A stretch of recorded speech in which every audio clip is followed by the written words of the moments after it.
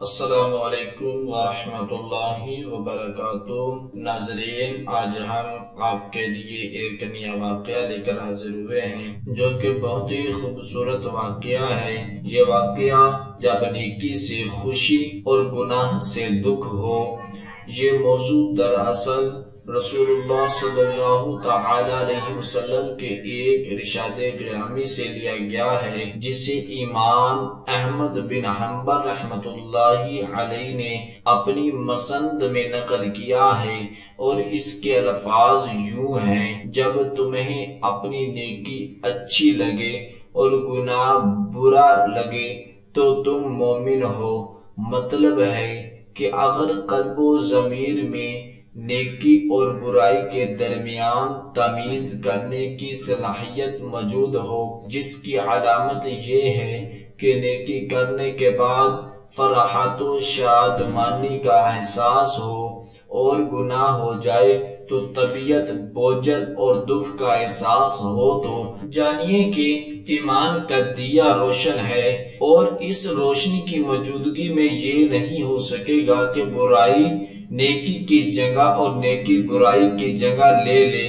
یہ احساس دراصل نیکی اور گناہ کو پرکھنے کی کسوٹی اور معیار ہے جو ہر صاحب ایمان کے دل میں موجود ہے، اور اللہ رب العزت کی طرف سے ایک غیر انقدر انعام ہے۔ امام طبرانی رحمۃ اللہ علیہ نے المعجم الکبیر اور امام احمد بن حنبل رحمۃ اللہ علیہ نے اپنی مسند میں واقعہ کی صورت میں قدر تفصیل حدیث نقل کی ہے، جس سے اس بات کی مزید وضاحت ہوتی ہے۔ صحابی رسول حضرت وابصہ بن معبد رضی اللہ تعالی عنہ کہتے ہیں کہ رسول اللہ صلی اللہ تعالی علیہ وسلم کی خدمت میں حاضر ہوا، اور ارادہ یہ تھا کہ آج میں آپ سے نیکی اور گناہ کے بارے میں ایک ایک بات دریافت کروں گا۔ میں نے دیکھا کہ آپ صلی اللہ تعالی علیہ وسلم کی خدمت میں بہت سے لوگ موجود ہیں۔ میں نے لوگوں کی گردنوں کو پھلانگنا شروع کر دیا تاکہ آپ صلی اللہ تعالی علیہ وسلم کے قریب ہو سکوں۔ لوگ میرے آڑے آئے اور کہنے لگے، وابصہ رک جاؤ، یہ طریقہ درست نہیں۔ میں نے کہا، میں وابصہ ہوں، مجھے آپ صلی اللہ تعالی علیہ وسلم کے قریب ہو لینے دو۔ میں آپ صلی اللہ تعالی علیہ وسلم کی ذات گرامی سے بے انتہا محبت کرتا ہوں، اس لیے قریب ہونا چاہتا ہوں۔ آپ صلی اللہ تعالی علیہ وسلم نے دیکھا تو فرمایا، وابصہ قریب آ جاؤ۔ وابصہ اور قریب آ جاؤ کہتے ہیں کہ میں آپ کے اس قدر قریب ہو کر بیٹھا کہ میرے گھٹنے آپ صلی اللہ تعالی علیہ وسلم کے گھٹنوں سے چھو گئے۔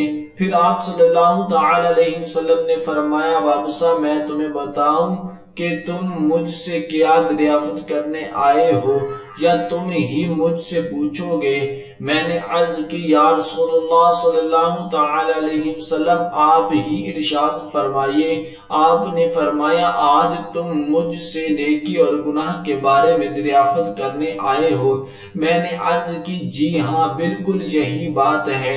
اس کے بعد آپ صلی اللہ تعالی علیہ وسلم نے اپنے دست مبارک کی 3 انگلیوں کو ایک ساتھ ملایا اور میرے سینے پر ٹھوکتے ہوئے ارشاد فرمایا، وابصہ اپنے دل سے فتویٰ لیا کرو۔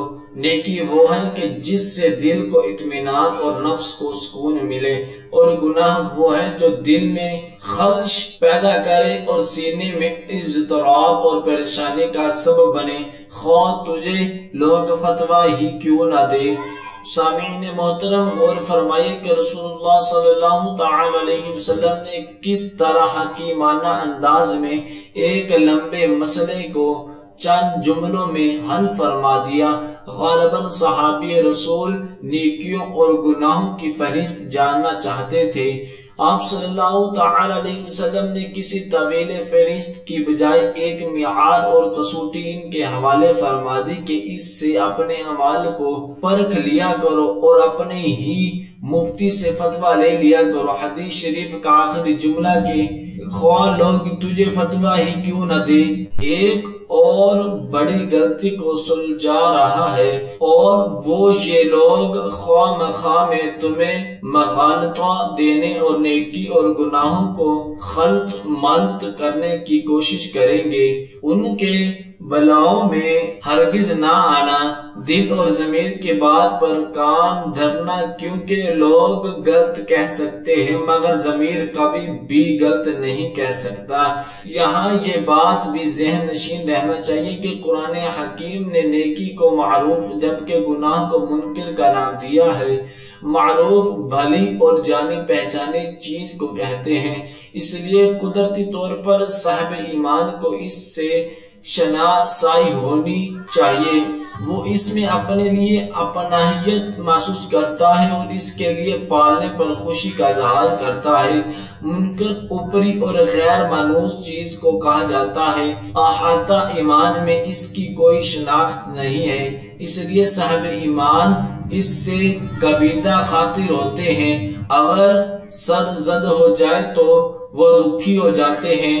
چنانچہ ہم اپنے روزمرہ کے معمولات کو اسی کسوٹی پر پرکھ سکتے ہیں اور ان کی صحیح یا غلط ہونے کو بخوبی جان سکتے ہیں۔ ذی قدر سامعین، اتنے آسان اور یقینی معیار کے باوجود جب ہم اپنے گرد و پیش پر نظر ڈالتے ہیں تو ہم دیکھتے ہیں کہ گناہ اور برائی کی بہتات ہے اور نیکی کی شرح بڑی ہی کم ہے۔ وجہ اس کی نہایت ہی واضح ہے کہ ہمارے ایمان میں ضعف اور کمزوری ہے، جس کی وجہ سے ہمارے دل زنگ آلود ہو گئے ہیں۔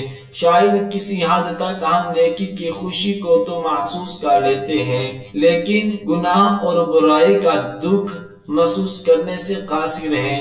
گناہ یا برائی کرنا دراصل نفسانی خواہش کی تکمیل کا نام ہے، اس لیے اس کی سے وقتی طور پر خط نفس حاصل ہوتا ہے، مگر یاد رکھیں کہ خط نفس اور قلبی اطمینان و سکون دو الگ اور متضاد چیزیں ہیں۔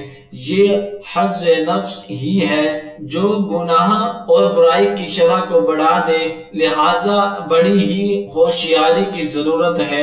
سورۃ الاعراف کی آیات نمبر 201 میں ہے، جو لوگ پرہیزگار ہیں جب ان کو شیطان کی طرف سے کوئی وسوسہ پیدا ہوتا ہے تو چونک پڑتے ہیں اور دل کی آنکھیں کھول کر دیکھنے لگتے ہیں۔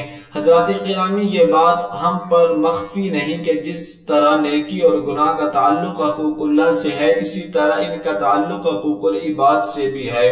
اگر بے نظر غائب دیکھا جائے تو ہم روزمرہ کے معاملات میں قلبی سکون اور دلی اطمینان کی دولت سے مالا مال ہو سکتے ہیں، لیکن ہم انہیں معمولی سمجھ کر چھوڑ دیتے ہیں۔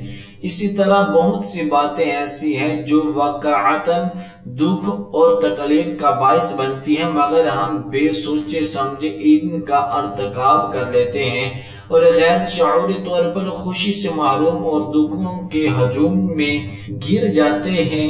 غیبت، بہتان، چغل خوری، سب وشتم، تنیزیہ، گفتگو، یہ سب دل دکھانے والے کام ہیں۔ یقیناً ان سے دکھ ہی حاصل ہوگا۔ بڑے وقتوں کی بات ہے کہ انسان بہت سی نیکیاں بلا جھجک کر لیتا تھا اور یقینی خوشی سے سرشار رہتا تھا۔ مثلا کسی اجنبی کو مہمان بنا لیا، راہ چلتے مسافر کو گاڑی میں لفٹ دے دینا، بھٹکے ہوئے کو راستہ بتلا دینا، ٹیلی فون سے کسی کی بات کرا دینا، کسی حادثے کی صورت میں سچی گواہی دے دینا، گھر کی گھنٹی یا دروازے پر دستک ہونے پر بلا جھجک دروازہ کھول دینا اور اسی طرح کے اور بہت سے امور۔ مگر اب کہاں طمع، لالچ اور خود غرضی نے ان کاموں کے سامنے باندھ دیے ہیں۔ خلوص ہمدردی اور غمخواری سب کچھ مشوق ہو کر رہ گیا ہے۔ آئیے اور نیکی کی حقیقت، شادمانی اور برائی کی کسب کو محسوس کرنے کے لیے اپنے خود ساختہ اجتماعی رویوں کو بدلیں۔ عمدہ اقدار کو واپس لائیں، خلوص عزت و احترام اور شفقت و محبت پر پڑی گرد کو صاف کریں، بھائی بھائی بن کر رہیں اور معاشرے کی تشکیل نو کے لیے اپنا کردار ادا کریں۔ آخر میں رسول اللہ صلی اللہ تعالی علیہ وسلم کی ایک بہت ہی پیاری دعا پڑھتے اور سنتے ہیں، اے اللہ مجھے ان لوگوں میں شامل فرما جب وہ نیکی کرتے ہیں تو خوش ہوتے ہیں اور جب ان سے گناہ سرزد ہو جاتا ہے تو اللہ سے بخشش مانگتے ہیں۔ دعائیں کہ اللہ تبارک و تعالی ہم سب کو ان کلمات پر عمل کرنے کی توفیق عطا فرمائے۔ صدق اللہ العظیم۔